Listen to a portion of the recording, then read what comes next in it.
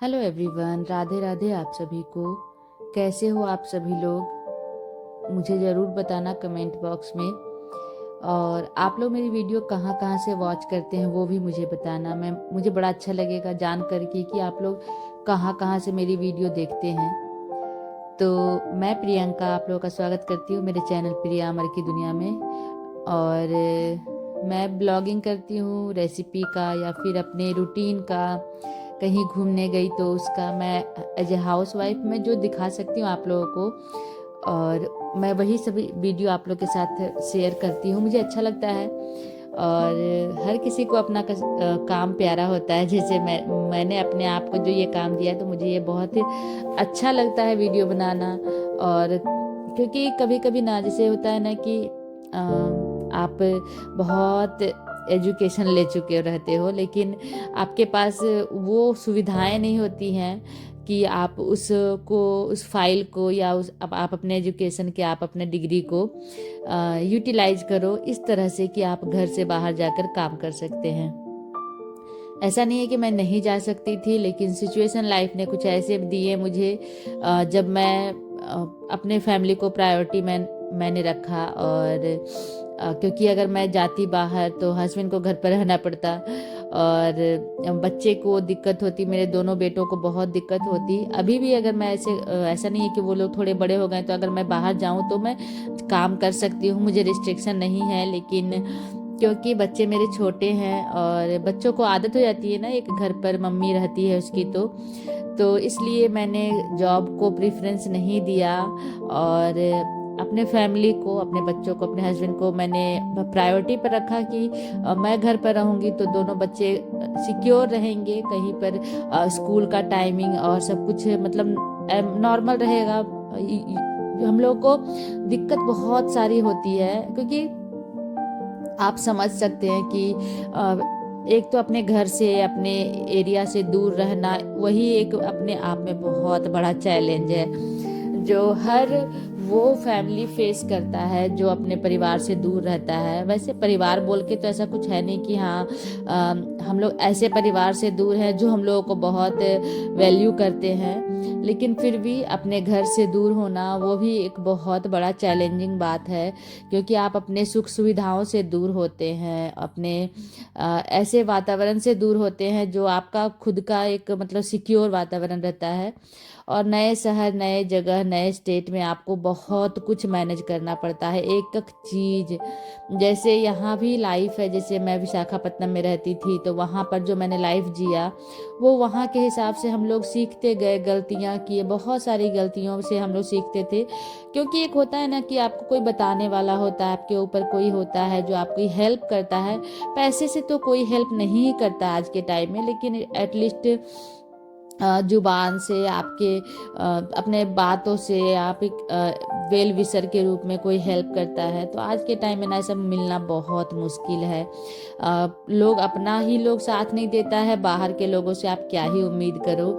Actually में तो अब तो सिचुएशन ऐसा है कि बाहर के लोग तो थोड़ी बहुत मदद आपको कर भी देंगे, लेकिन अपने लोग ही आपके पैरों को पकड़ कर खींचते हैं। ऐसा तो हम लोगों ने बहुत देखा, बहुत करीब से देखा।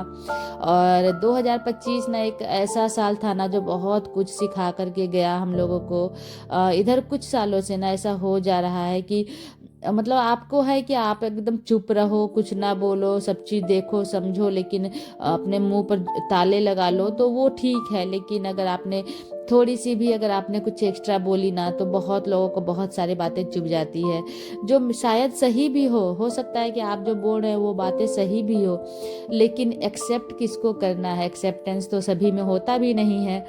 तो वही सब जिंदगी के जद्दोजहद में मैं बाहर जॉब नहीं की। और बाहर जॉब नहीं करना, इसमें मैं किसी को ब्लेम भी नहीं करूँगी, क्योंकि जॉब करना नहीं करना ये मेरा और मेरे हस्बैंड का डिसीजन था।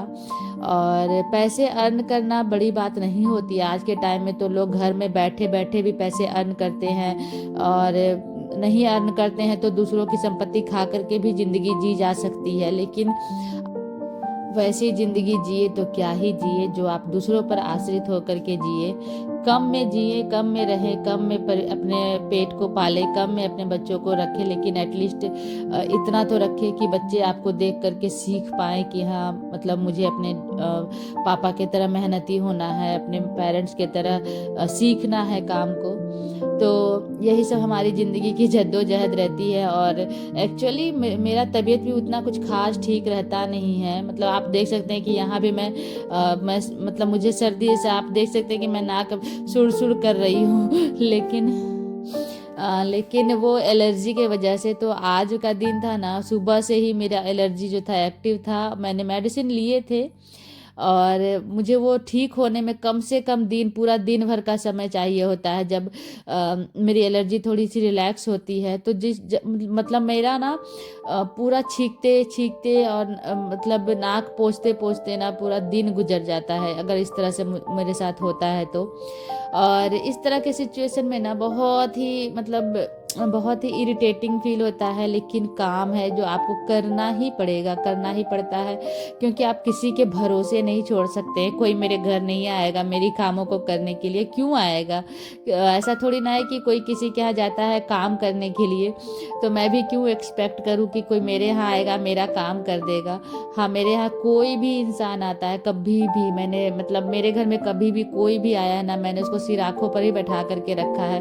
कभी नहीं अपने गेट पे बुला करके मैंने उसकी बेइज्जती की है या फिर कभी भी इसको इस तरह से खराब फील करवाया है। हमेशा जो भी गेस्ट आया है मेरे घर में, चाहे 1 दिन के लिए आया हो, चाहे 2 महीने के लिए आया हो, चाहे 10 दिन के लिए आया हो, मैंने उसके सारे अच्छे मतलब सुख सुविधाओं का ख्याल रखा है ताकि वो अच्छे से अपनी ज़िंदगी जिए मेरे साथ और खुश होकर के जाए। चाहे मेरी सासू माँ आई थी तभी भी, भले ही उन्होंने मुझे बहुत चीज़ों में मतलब अलग तरीके से ट्रीट किया, लेकिन फिर भी मेरा तो वो फ़र्ज़ नहीं बनता था ना कि मम्मी आई है तो मैं कुछ भी अपना मतलब दिखाऊं कि हाँ आप मेरे यहाँ आए हो। ऐसा कुछ नहीं था।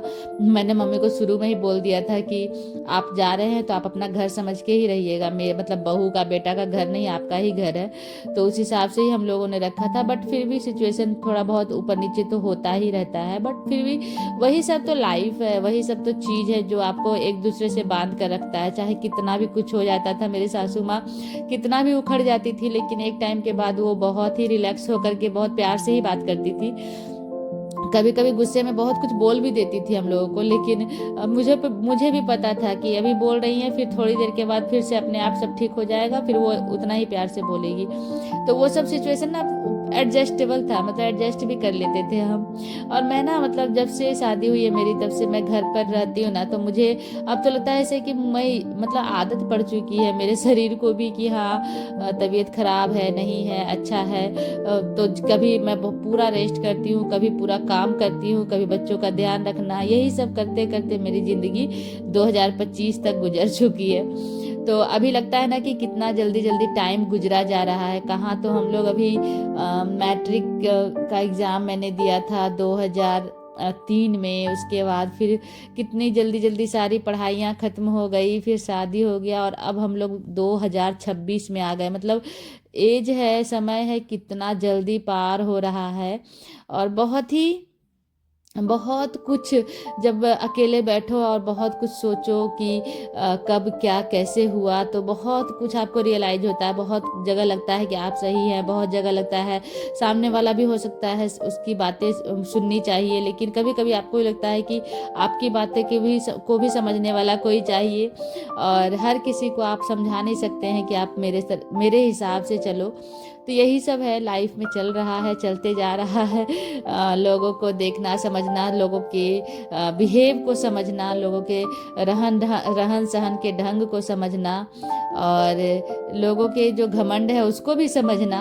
बट कोई बात नहीं, कान्हा जी हैं ना, कान्हा जी सब संभाल लेंगे, क्योंकि 2025 में भी उन्होंने ही संभाला था, 2026 आ गया तो मैंने तो सब उन्हीं के ऊपर छोड़ के रखा है कि सबको भगवान अपने कर्म का ही हिसाब करना है, और जो जैसा करेगा उसको उसके कर्म का ही हिसाब दीजिएगा।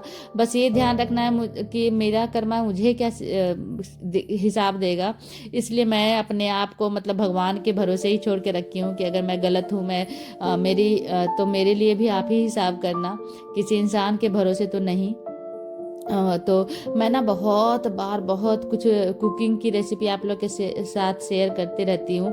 तो बहुत सारी रेसिपी ऐसी होती है जो मेरे घर की होती है, जो मेरी खुद की होती है, जो मैं सीखती हूँ इधर उधर से, कभी मम्मी के हाथों से, कभी मेरी सासू माँ की कोई रेसिपी, कभी मेरी ननद की कोई रेसिपी, जो अब तो वो दोनों ही इस दुनिया में नहीं है, लेकिन उनकी सिखाई हुई तो नहीं, उन लोगों ने मुझे सिखाया तो नहीं था, लेकिन हाँ मैंने उन लोगों को कुकिंग करते हुए देखा था। मतलब कुछ रेसिपी ऐसी थी जो मुझे नहीं आती थी बनाने, लेकिन मैंने उन लोगों को देख कर ही सीखा था। तो उन लोगों की रेसिपी मैं आप लोग के साथ शेयर करते रहती हूँ। तो आप लोग मेरी वीडियो इस तरह से वॉच करते रहना इस 2026 में भी। हो सकता है कुछ अच्छे अच्छे वीडियो मैं आप लोग के साथ शेयर करूँ, कुछ आप लोगों को भी नई चीज़ें मैं सिखा पाऊँ। तो जैसे आप लोग अभी तक मुझे अपना प्यार देते आए हो, प्लीज़ आगे भी देते रहना और इसी तरह मेरे साथ जुड़े रहना। मुझे अच्छा लगता है आप लोग के साथ वीडियो शेयर करना और अपनी रेसिपी, अपनी बातों को शेयर करना। तो 2025 में तो चलो ऐसा ही रहा हमारा साल, लेकिन 2026 सबका साल अच्छा रहे, तो यही मेरी कामना है सब भगवान